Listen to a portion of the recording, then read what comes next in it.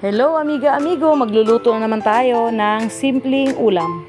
Paa ng manok, apritadang paa ng manok. Ayan ang mga rekado. Niready natin at nilaga na rin natin yung paa. Ayan, gisa-gisa na.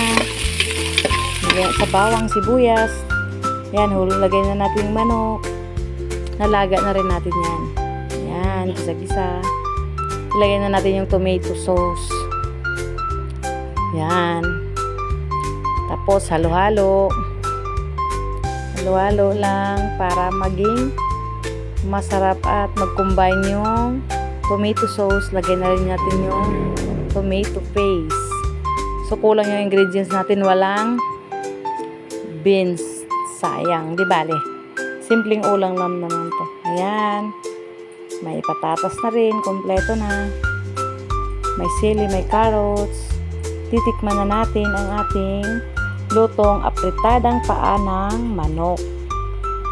So ito yung pinakamasarap na luto ng paa ng manok kasi ano siya, kumbaga ano siya, yung may vegetable. Meron siyang carrots, meron siyang patatas. Mukhang sarap oh.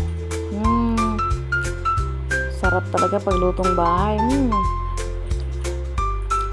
Malinamnam. Lasang-lasa mo yung tomato sauce at saka yung tomato paste. Ang sarap ng aking pagkaluto ng paa ng manok. Ayan, kailangan pag nagluto kayo ng paa ng manok, itry nyo iluto itong apritadang paa ng manok. Ang sarap.